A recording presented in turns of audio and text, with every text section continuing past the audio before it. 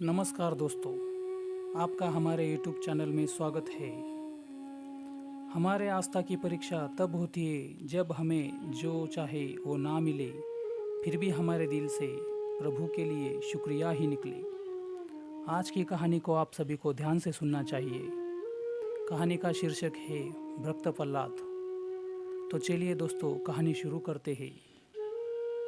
होली का दहन भक्त प्रहलाद की याद में मनाया जाता है। भगवान श्री कृष्ण के काल में इस त्योहार से रंग जुड़ गया और इससे उत्सव की तरह मनाया जाने लगा। आओ जानते हैं भक्त प्रहलाद की कथा। एक बार असुरराज हिरण्यकश्यपु विजय प्राप्ति के लिए तपस्या में लीन था। मौका देखकर देवता ने उसके राज्य पर कब्जा कर लिया। उसकी गर्भवती पत्नी को ब्रह्मर्षि नारद अपने आश्रम ले आए। वे उसे प्रतिदिन धर्म और विष्णु महिमा के बारे में बताते। यह ज्ञान गर्भ में पल रहे पुत्र प्रहलाद ने भी प्राप्त किया। बाद में असुरराज हिरण्यकश्यप ने ब्रह्मा के वरदान से तीनों लोकों पर विजय प्राप्त कर ली और रानी उसके पास आ गई। वहाँ प्रहलाद का जन्म हुआ। बाल्यावस्था में पहुंचकर प्रहलाद ने विष्णु भक्ति शुरू कर दी। इससे क्रोधित होकर हिरण्यकश्यप ने अपने गुरु को बुलाकर कहा कि ऐसा कुछ करो कि यह प्रहलाद विष्णु का नाम रटना बंद कर दे। गुरु ने बहुत कोशिश की, किंतु वे असफल रहे। तब असुरराज हिरण्यकश्यप ने अपने पुत्र प्रहलाद की हत्या करने का आदेश दे दिया।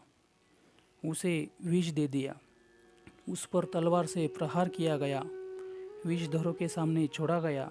हाथियों के पैरों तले कुचलाना चाहा, पर्वत से नीचे फेंकवाया, लेकिन ईश्वर कृपा से प्रहलाद का बाल भी बांका नहीं हुआ। तब हिरण्यकश्यप ने अपनी बहन होलिका को बुलाकर कहा कि तुम प्रहलाद को लेकर अग्नि में बैठ जाओ, जिससे वह जलकर भस्म हो जाए। होलिका को वरदान था कि अग्नि तब तक हानि नहीं पहुंचाएगी जब तक कि वह किसी सद्वृत्ति वाले मानव का अहित करने की न सोचे। अपने भाई की बात को मानकर होलिका भतीजे प्रहलाद को गोदी में लेकर अग्नि में बैठ गई। उसका अहित करने प्रयास में होलिका तो स्वयं जलकर भस्म हो गई और प्रहलाद हंसते हुए अग्नि से बाहर आ गया। इसलिए होली का पर्व मनाते समय वास्तविक भान को ध्यान में रखकर होली दहन करें।